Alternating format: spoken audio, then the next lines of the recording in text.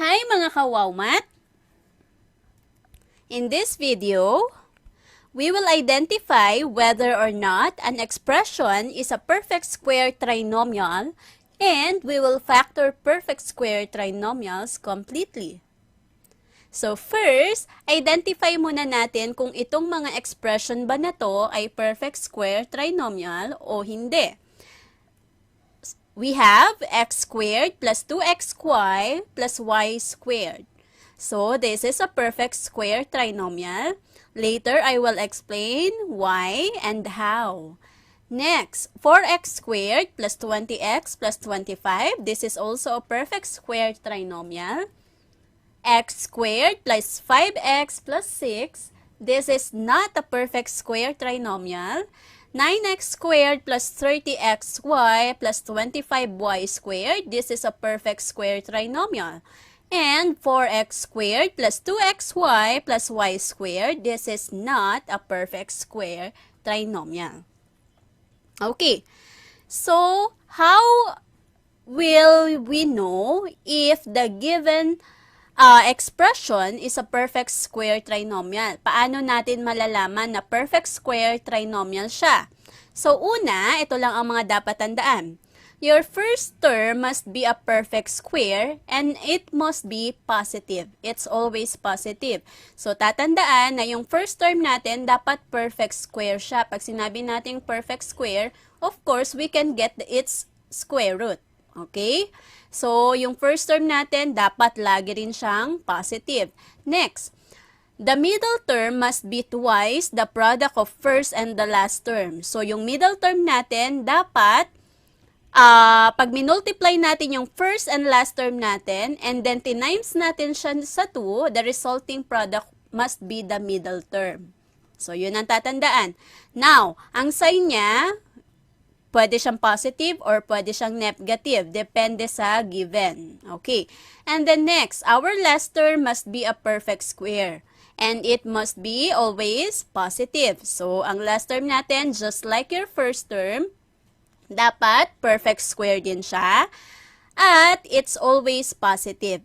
So, ang sign nito dapat laging positive. So, to sum it up, the first term and the last term must be a perfect square and the positive term. And then, ang middle term natin, it must be twice the product of first and last term. Okay, let's have an example. So, ito lang din yung kanina. Bakit siya perfect square trinomial? So, x squared plus 2xy plus y squared. So, this is again a perfect square trinomial. Why? So, sabi ko nga, dapat ang first and last term natin ay perfect square and it must be positive. So, as you can see in the given, our first and last term are both positive. And then, so, iti-check natin kung perfect square sila. So, yung first term natin ay perfect square, also our last term o yung third term natin. Now, dapat, pag minultiply natin yung first and last term at tinimes natin siya sa 2, dapat the resulting product must be the middle term. So, 2 times x times y, that is 2xy. And that is our middle term. So, therefore, this is a perfect square trinomial. Next, 4x squared plus 20x plus 25. So, let's see. Let's see if our first term and last term are both perfect squares. So, yung 4x squared, that is 2x. Kasi 2 raised to 2, that is 4. And then x raised to 2, that is x squared. So, 4x squared. And then, 25, we all know that 25 is a perfect square. And that is 5. So, 5 squared is 25. Now, we will multiply the first and the last term, so that is 2x and 5. So, 2 times 2x times 5, so that is 4x times 5, that is 20x. And that makes it a perfect square trinomial. Next, we have x squared plus 5x plus 6. So, let's check. So, our first term is a perfect square. Our last term or third term is not a perfect square. So, 6 is not a perfect square. So, dun pa lang, masasabi natin na hindi na siya perfect square trinomial. So, this is not a perfect square trinomial. Next, number 4. 9x squared plus 30xy plus 25y squared. So our first term is a perfect square, that is 3x. And then our third term is a perfect square, that is 5y. And then we will multiply 3x and 5y, so twice. So we will have 2 times 3x, that is 6x, plus 5y, that is 30xy. And then 4x squared plus 2xy plus y squared.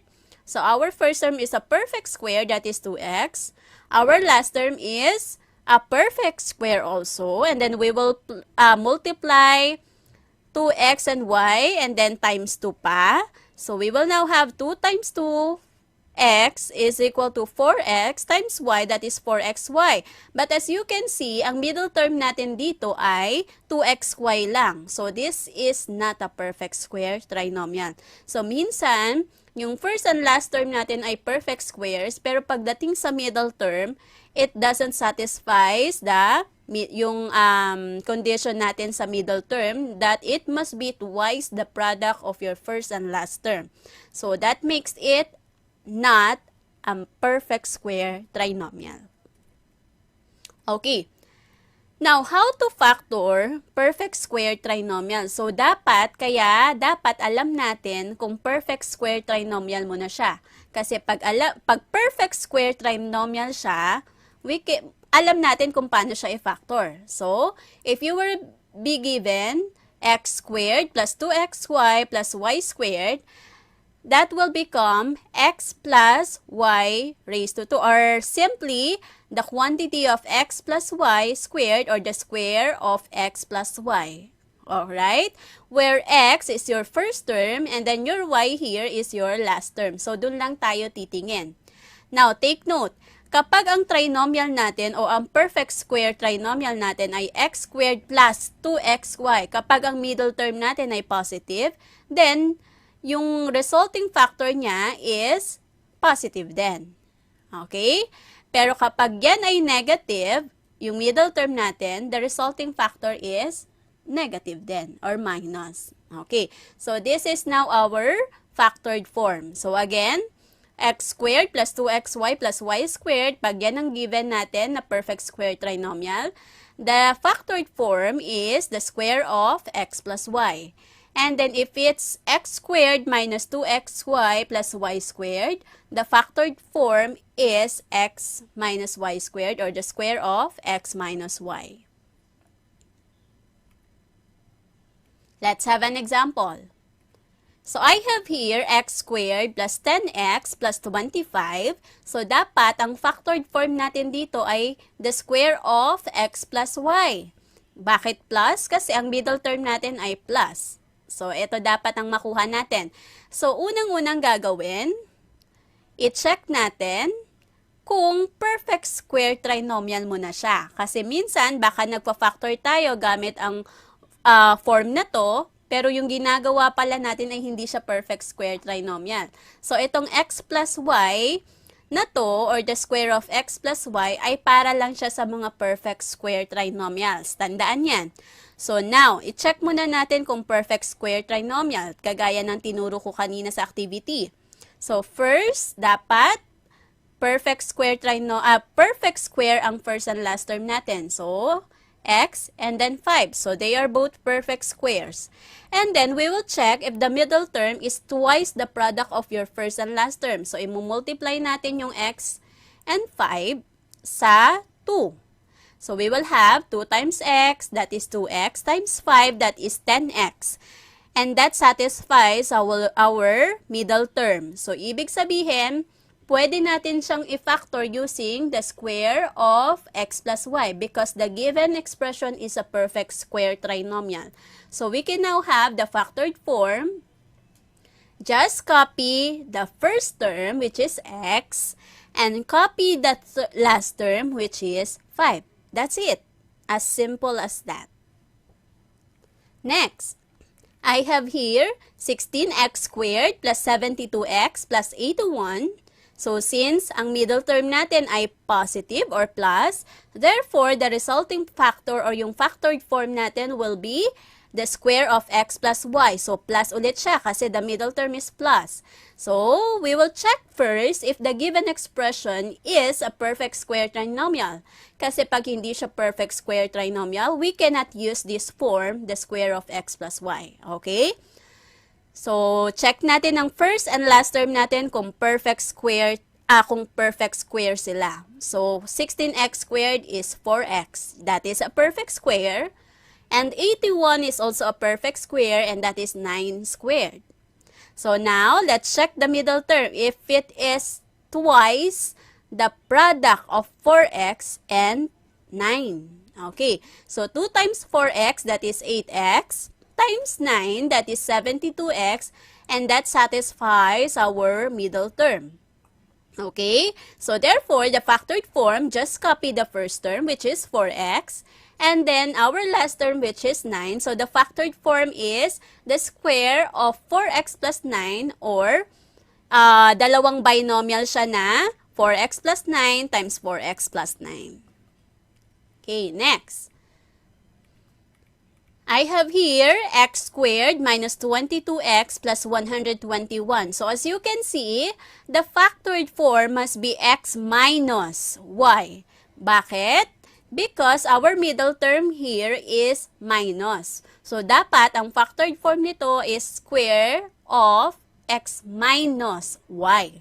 Okay, so before anything else, before you proceed, let's check first if it's a perfect square trinomial. So, check natin yung first and last term kung perfect square. So, for our first term is x squared. So, obviously, it's a perfect square. And our last term is 121, which is 11 squared. Okay? So, therefore, let us now check the middle term. If it's twice the product of your first and last term. So, we will multiply x and 11 times 2.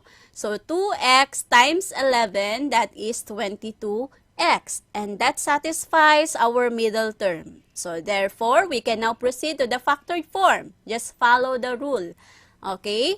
So, we will just copy the first term, which is x. And then, the second term, the last term, which is 11.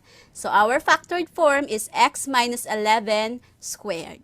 Next, 25m squared minus 20mn plus 4n squared is equal to the square of x minus y. So again, this is x minus minus because our middle term is minus. Okay?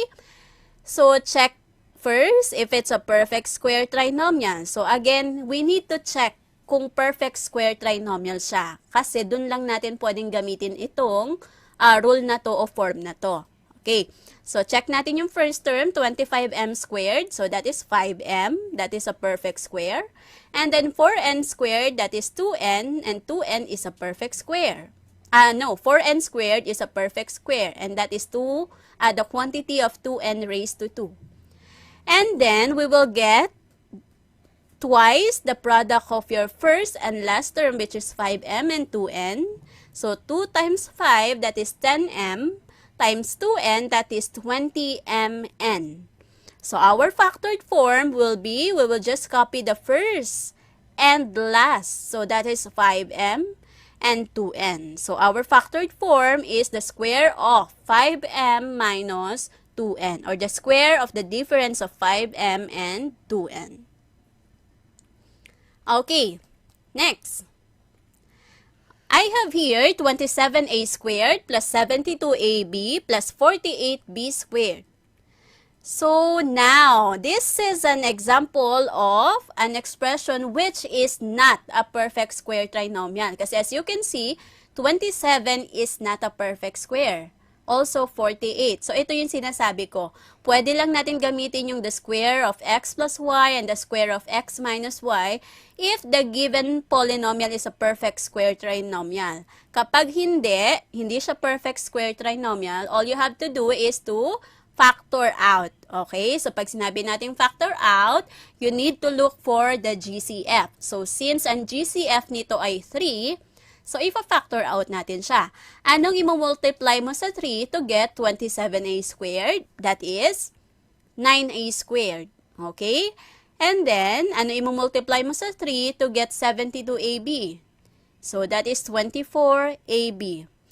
What will you multiply to 3 to get 48B squared? That is 16B squared. Okay? So, now, na-factor out na natin siya. We can now factor 9A squared plus 24AB plus 16B squared. Bakit? Because this is now a perfect square trinomial. Okay? So, kapag ganito, ang given natin na hindi siya perfect square trinomial, try to factor out. And then, tingnan nyo kung yung resulting factor niya ay magiging perfect square trinomial. Okay? So, since nakita na natin yung perfect square trinomial, we can have the factored form 3 times. So, again, what is the square root of 9a squared? That is 9a. 3a. And then, for 16b squared, that is, what is the square root of 16? That is 4. And then 4b. Okay? So, the factored form is 3 times the square of the quantity of 3a plus 4b. Okay, let's have the next one. 4x cubed minus 24x squared plus 36x. So, we now have, since hindi ulit siya perfect square, we will factor out 4x. Bakit 4x? That is the GCF. Okay? So, what will you multiply to 4x to get 4x cubed? That is x squared. And then, to get 24x squared, we will have 6x.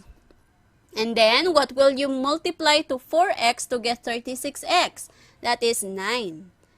Okay, so check natin, 9 times 4, that is 36, and then x. Okay, so we now have the perfect square trinomial. So, we can now factor. So, the factored form will be 4x times, ano yung square root ni x squared? That is x. Ano ang square root ni 9? That is 3. So, this is our factored form.